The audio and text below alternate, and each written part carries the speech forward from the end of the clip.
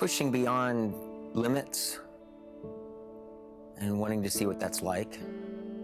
I think pushing beyond my known into the unknown. RAAM, the race across America, the bicycle was really just the vehicle to get to the unknown of what is possible. I've always tried to achieve and push further and further, and I think that Race Across America was, can you really go the distance and survive?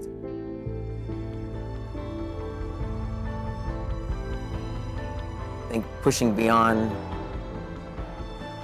my limitations into significance, I think, is what I was chasing.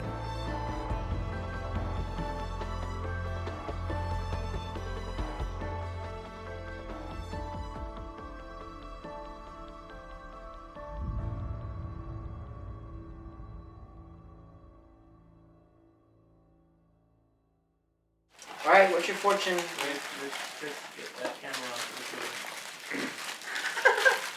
Mine is, heat is not your friend. Follow your beliefs. Okay, There you go. there we go. Jeffrey? The near future holds a gift of contentment. Nice. I would like that one. That one. An enjoyable vacation is awaiting you. So Race Across America is a race that starts in Oceanside, California and ends in Annapolis, Maryland. 3,000 plus miles in 12 days, and sleep is optional.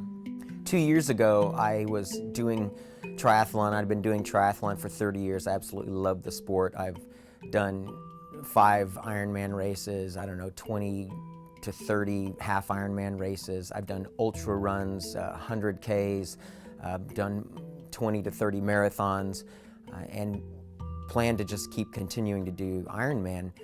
But 2 years ago, when I was 48, I said, my 50th birthday, I need to do something epic.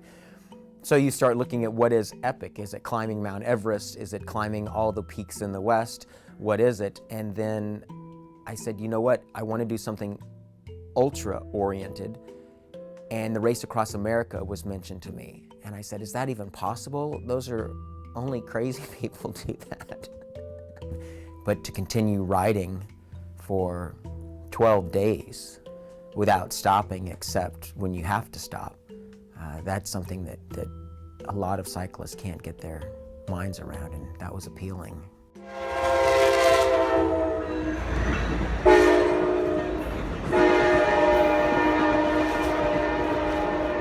A critical component to RAAM is the crew.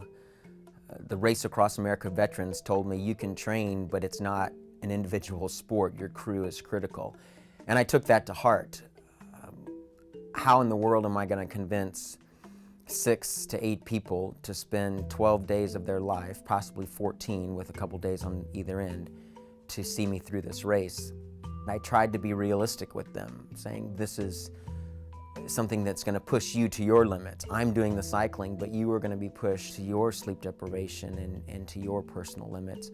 Are you sure you want to do this? And everybody said, absolutely, we're in it. This is the black bag. It says recovery bag. So when I go down, I want this bag here. It basically, if I don't shower, I'm gonna wipe myself down. This, if my legs are really hurting, and I generally don't like to be touched when I'm in this mode, because if you touch me, I feel like I need to give you my attention, and it's kind of a crazy thing, but I feel like then I'm sucking energy because you're trying to connect with me. But I will let you touch me. I don't mean to be weird, but my last race, they kept touching me. I'm like, okay, you stop touching me. It just was really bugging me. But this... I realized early on that this was not an individual sport, that yes, there's a solo rider, but the crew is absolutely critical, and they have to be as committed to you finishing as you are to finishing.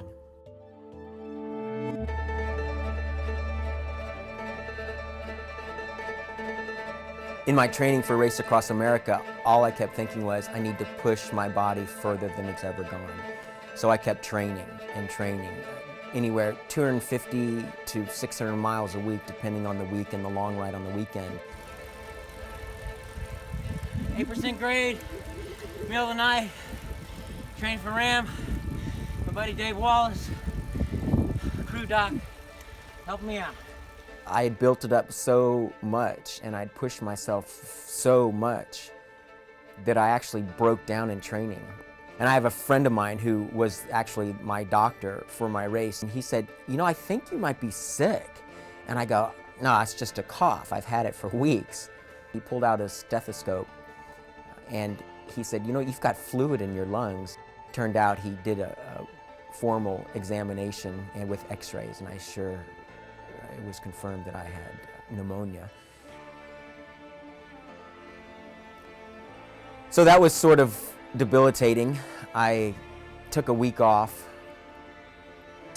and felt so guilty that I kept riding. And a month before RAAM, I was in another 400-mile race just as a tune-up race.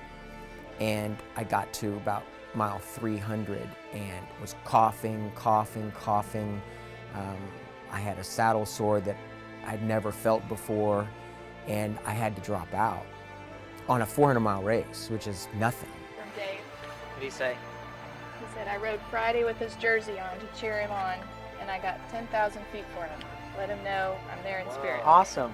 That's cool. Yeah, we gave him an honorary jersey for saving my health. He's the doctor on call at all times.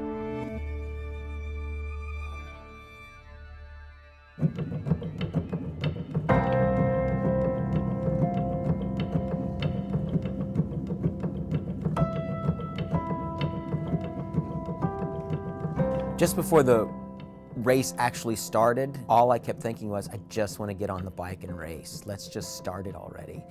The anticipation and the build-up, it was just, this is so exhilarating. It's actually going to happen. To our other rookie in this competition, Marshall Nord from South Carolina. I was told by the race organizers that I was going to be part of the press conference.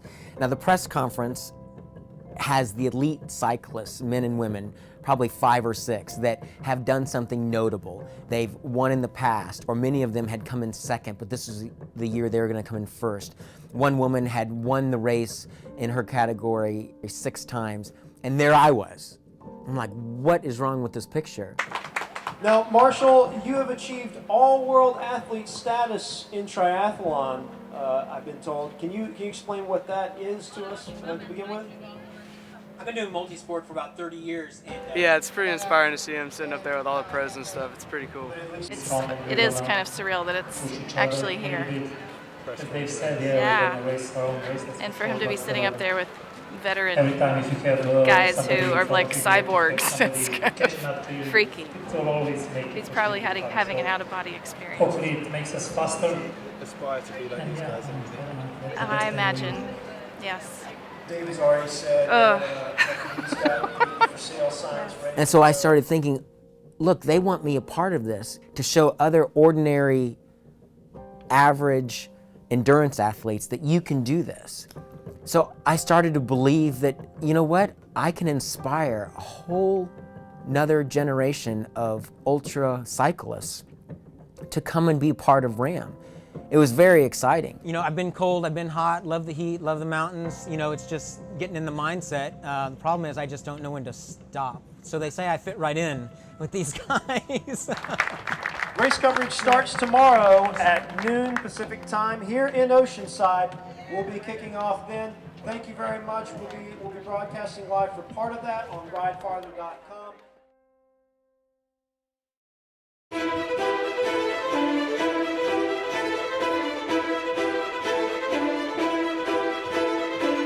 Welcome back, everyone, to Oceanside, California for the 35th annual Race Across America. I'm by nature someone who likes to organize and control and win. And I had planned every detail of this race, and I had to trust that someone would pick up the mantle. And I put that trust in my crew chief, who I hand-selected as, of all of them, he's going to be the one to do it. We're going to screw up. We're going to make mistakes. None of that matters. We're not dealing with a bunch of people who aren't absolutely 110% committed to it. Yeah. So just know that, okay? Thank you Keep very that much. in check. Yeah. Yeah, if you hadn't signed on, we wouldn't be here, Jeffrey. That's for sure. So You can't crew chief from the bike. So I turned it over and I said, I just have to do one thing, ride the bike. We are done talking about this race. It's time to start. Less talk, more miles. Plus my wife, my brother, my son, I had my friend on call as a doctor. I had 2 good friends that, I'd met through work, and we were going to do this. And now, from the United States, racing number 550 from South Carolina, please welcome Marshall North.